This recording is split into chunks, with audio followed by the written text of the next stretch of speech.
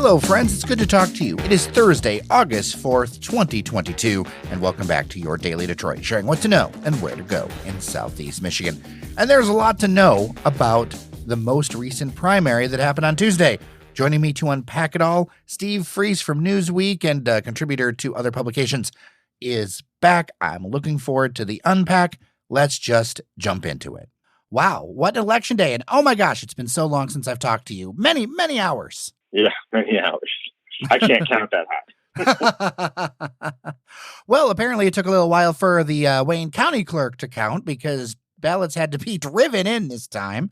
But we have more information and an idea of kind of what's going on. And I guess we'll start with the 13th district and Sri Tanadar. He won with, as of this recording, maybe 28% of the vote, but he won. Yeah, well, that's all it takes when you got 8 competitors and they were all going for the same piece of the pie. It is kind of stunning to think that this guy that basically came out of nowhere 4 years ago is now going to Congress. And it's also amazing because, I don't know, I haven't had a chance to really do the research, but I imagine that as carpetbaggers go, she's probably way up on the list of them for Michigan. There aren't a lot of people who move to Michigan in order to find a way to Washington. Yeah, when I interviewed him for governor, I believe he lived in the Ann Arbor area and that he moved to Detroit ahead of his run for the state legislature. Yeah, but he was only in Ann Arbor for maybe 7 or 8 years. And he's 67 years old. He spent most of his life somewhere else. And here he is about to become a congressman from Detroit, taking essentially a seat held by John Conyers, a legendary politician. And here he is. But, I guess good for him. It kind of reflects a few things. One, seeing kind of the reactions on Twitter, there were two sides. One saying the Democratic Party should have cleared out the field for this. Number two, in a different situation where you have something like ranked choice voting, he might have had a harder time. Oh, he wouldn't have won in ranked choice voting. That's an interesting idea I did think of. But the thing of it is, Democratic Party is the people to clear it out. And any attempt would have backfired anyway. Look, certain people tried to consolidate around Adam Ollier, and it did not work. It probably backfired to some extent. Maybe there was a point where they could have brought these candidates together, but they didn't. And then I think that the vote total difference between Sri and Adam Ollier is about the same as what John Conyers 3 took in the same election. So, there are a lot of spoilers in this one. Oh, for sure. There's a few different ways you could cut it. You could say, well, maybe there shouldn't have been as many front runners, or, you have, I think, maybe 5-6 candidates that really pulled. They didn't pull like 1%. Some pulled as much as 6 and 8%, and add them all up together, and you're now closer to 30. And then that alone is an issue. And then on top of that, you've got the issue of Detroit representation. I went on the Detroit City Clerk's website. You know what? Tanadar still won, although it wasn't a majority or anything. He still won by a small margin, the city of Detroit. And I think that's kind of stunning. Like, I think a lot of the conventional wisdom was, oh, Sri might win some in the suburbs, but Detroit also showed up for Sri, and he got the most votes in Detroit, which is just kind of stunning. And I wonder what kind of message it sends. I wonder how much kind of the guard or the priorities have changed. Like we talked about in the other episode, how much of an issue is that representation thing to people that they couldn't consolidate behind a candidate, and that a significant part of the city of Detroit voters, Sri still took the top. I think you're overstating his success. 70% of people who went to vote yesterday didn't vote for him. And the vast majority of Detroiters didn't vote for him. He just got enough. And the fact is that what it really reflects is something that maybe you and I, as white guys, maybe we should think about a little more, which is this presumption we have that Black people will vote just for Black people just because they're Black. And in fact, what we did see here was that several different candidates took a piece of the pie that they earned.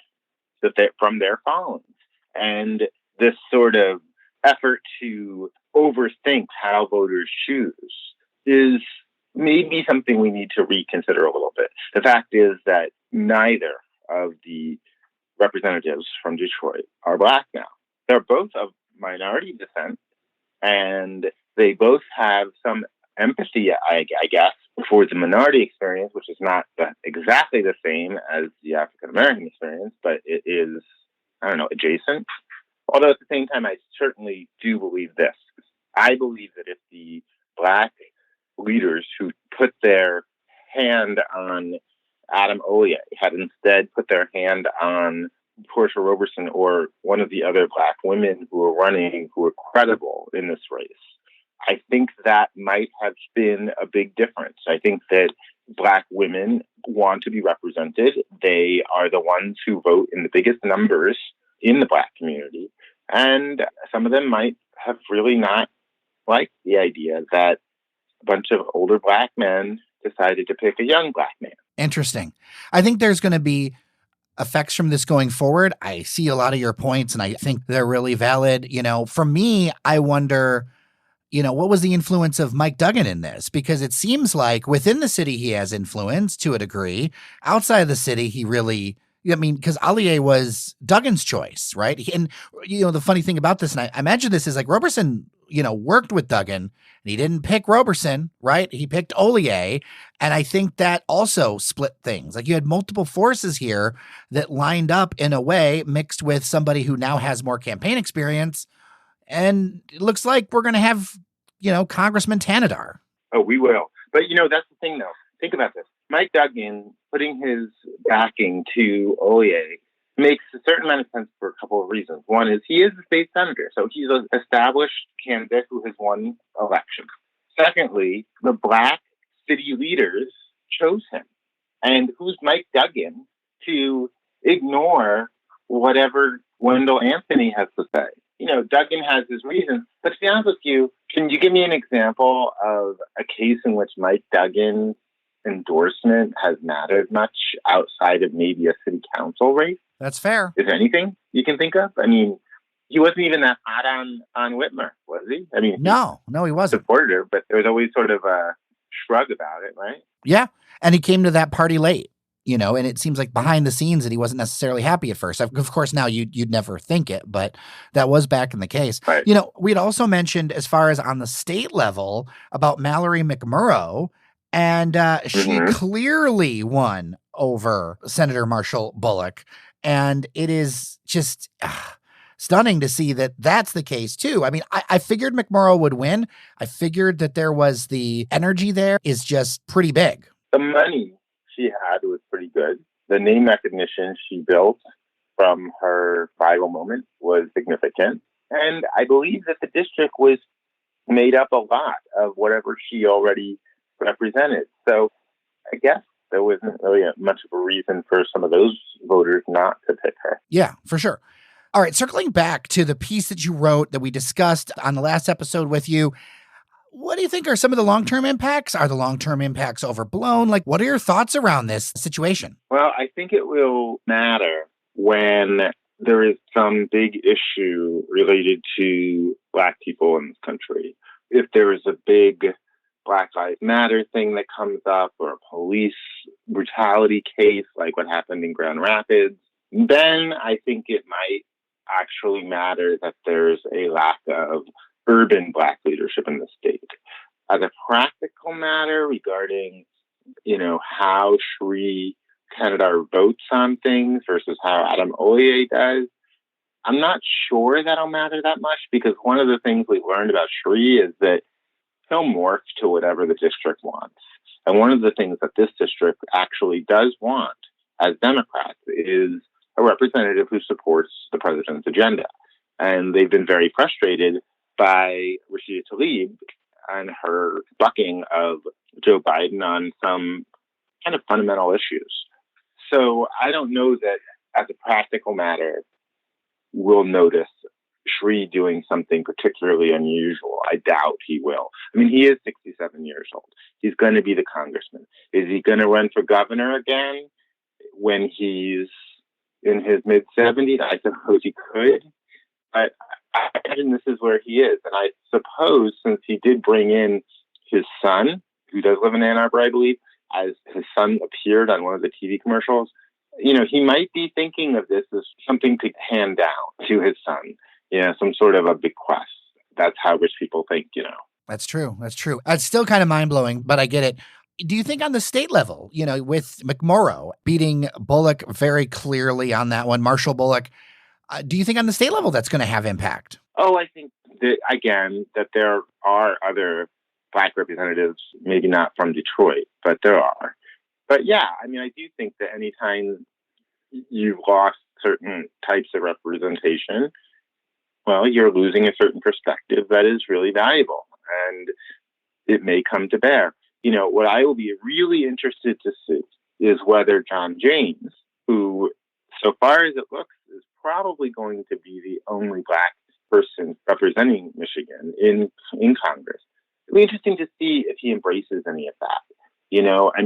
If he tries to sort of position himself kind of the way that Tim Scott has, the senator from South Carolina, where he is a representative of the Black community. Yes, he's conservative, but on some issues like racial equity, he does kind of step out of the Republican line and offers some solutions or some bipartisan ideas. It'll be very interesting to see if John James wants to be in the Congressional Black Caucus, which right now there are only two, I believe, Black congressmen who are Republican in Congress, and neither of them are in the Congressional Black Caucus. So if he as a Republican is interested in taking up this mantle, he may have a really interesting opportunity, and it would probably serve him pretty well because he wants to run statewide again.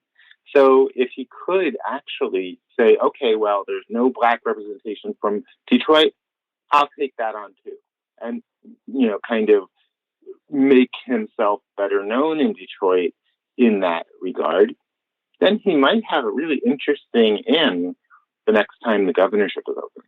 Well, we all know that groups of people are not a monolith, and there's a wide variety of opinions within the Black community in Detroit. And I know quite a few people, especially say on the church-going side, that if not for some of the Republicans' most offensive policies to that group, they'd probably vote Republican. I don't think it's a majority, but I sure think it could be 20%. Well, yeah, but also keep in mind that there really haven't been any Black politicians who are Republican in Michigan who have tried to work on a long-term basis with the Black people from Detroit.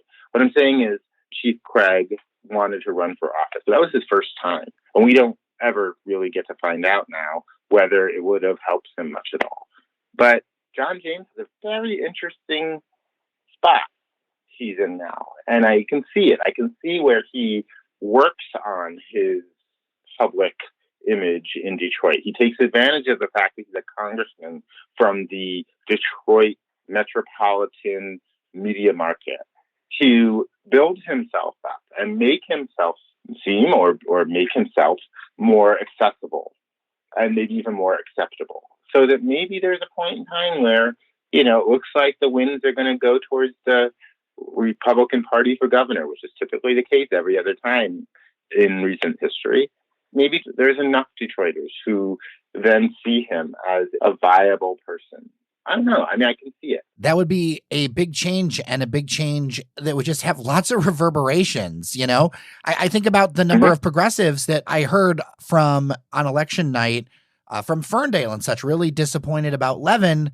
But, it made me think of progressives I hear in Detroit who got really disappointed about Duggan, who I just get the sense that the online conversation is quite a bit lefter than where the region actually is at. But also keep in mind that I'm not saying that Detroit is going to become a Republican bastion. Right. What I'm saying is that specific talented politicians, Mike Duggan is one of them, John James could be another one, can turn some of the expectations on their head.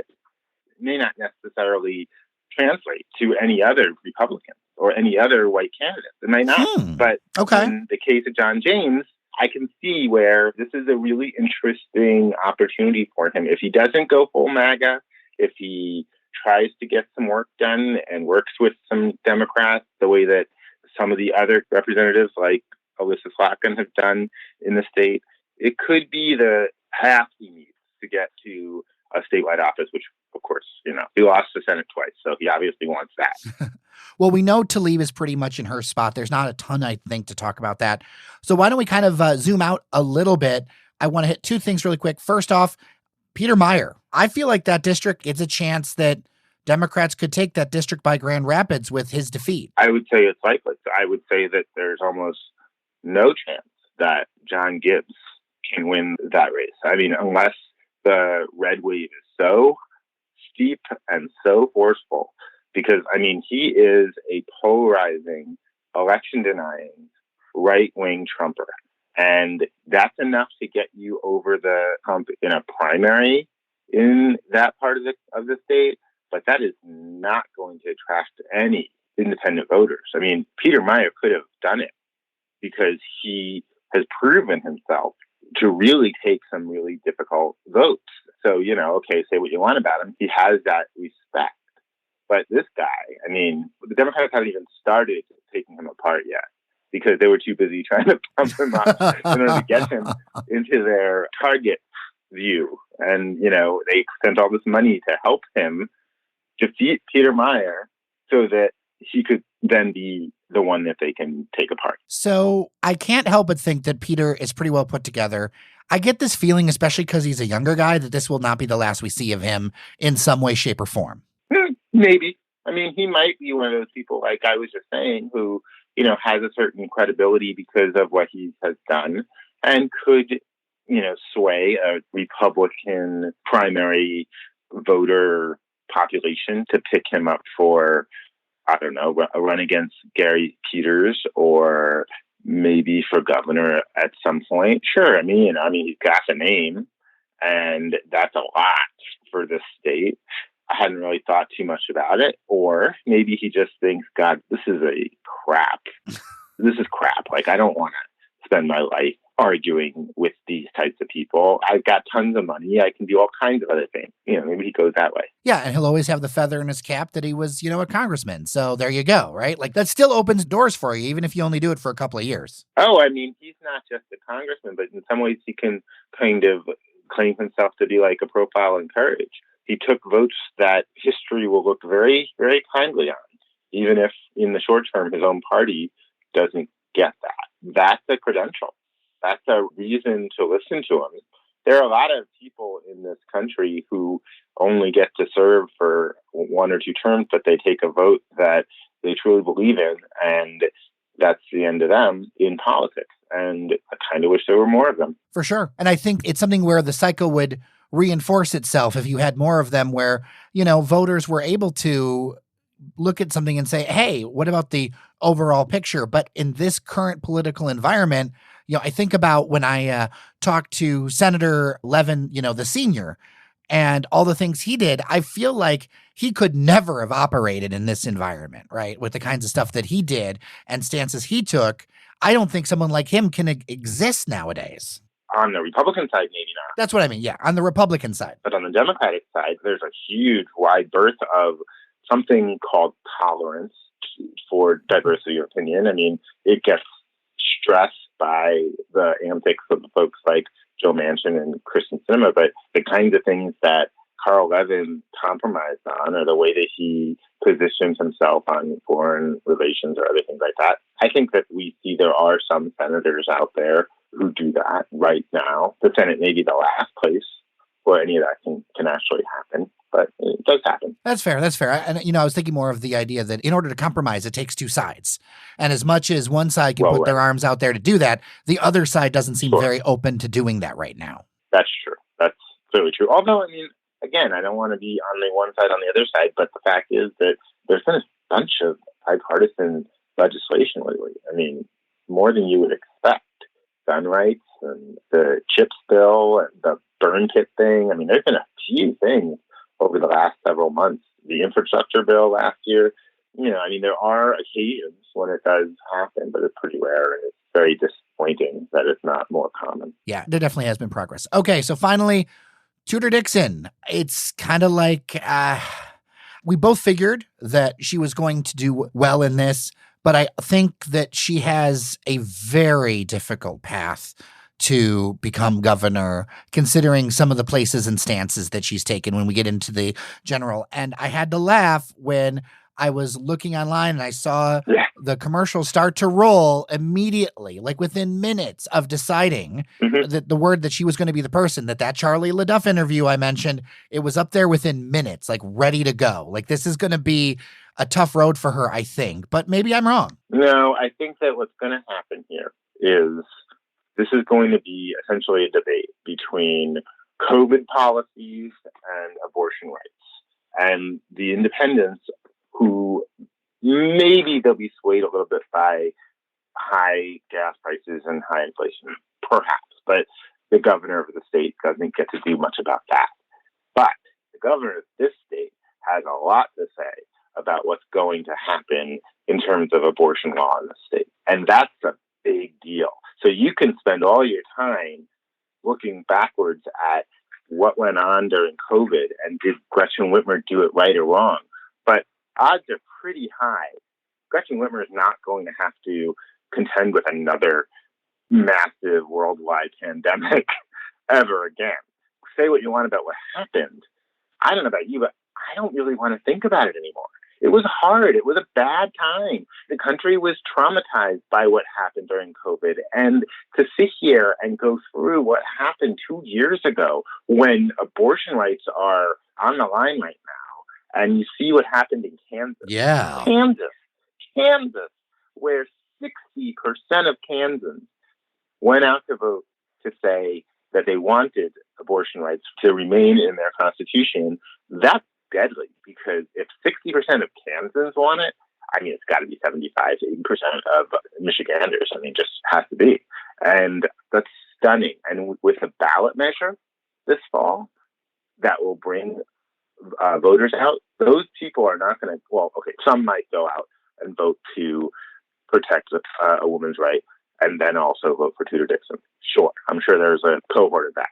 But for the most part, if Gretchen Whitmer frames this election the way she's already starting to, and all of her supporters are starting to, yeah, I mean, she's the only choice if you believe in that. And the thing that is so damning about the clip that you're talking about is not just that Tudor Dixon insisted that there be no exceptions for any reason at all, but Charlie LaDuff asked her, for example, a 14-year-old who's impregnated by their uncle in an incest rape. What about her? And Tudor Dixon showed no empathy. Like, the correct political answer to that question, if you want to say that she has to carry it, is at least to start by saying, God, that is such a hard decision. That is such a hard situation. But I believe blah, blah, blah. She didn't do that. She said, oh, that's a perfect example. Those are the words she used, and those are pretty bad words. Like, those are really hollow, tone-deaf words, and she's not going to be able to recover from that, I don't think. No, and even people who want more abortion restrictions, the majority of those still want carve-outs for those kinds of terrible situations, right? Like, when you go that far, you lose all ground to be able to be like, hey, well, maybe there's this, or maybe there's an in-between. There is no in-between. It is very clear. You couldn't have a clearer difference on the future between Tudor Dixon and Gretchen Whitmer on that issue. And I think that issue, like, a lot of Republicans will try to throw other things at it, but I don't think any of those things stick. Tudor didn't poll well against Whitmer before this. And even, you know, and I don't think she'll pull well after this, unless there's some kind of huge seismic change. But Whitmer's pretty wily, and even if she does slip up, she's also good at getting back on her feet again. You know, the other thing is that, this is just my own personal opinion, but I think that as we get closer to November, we probably will see an improving economy. You know, there are things that are being done. Gas prices are dropping all the time.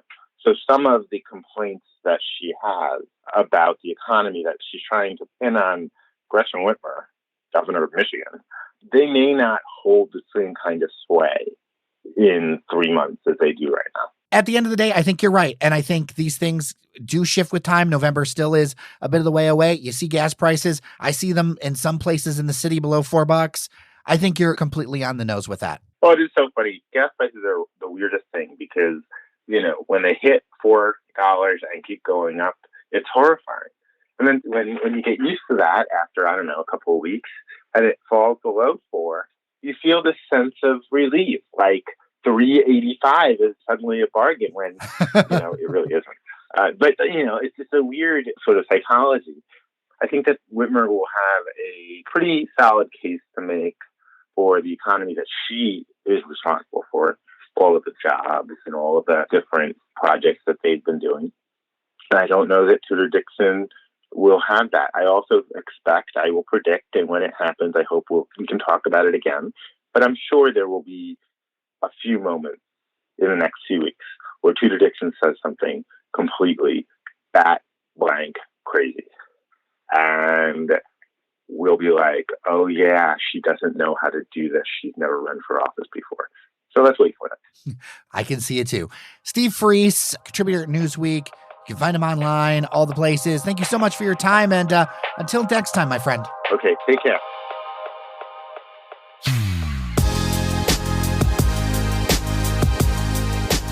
And we are done for today. Thank you so much for listening. Devin O'Reilly will be back tomorrow. We're going to be talking about all things Metro Detroit. With that, I'm J.R. Stays. Thank you so much for listening. Remember that you are somebody, and I'll see you around Detroit.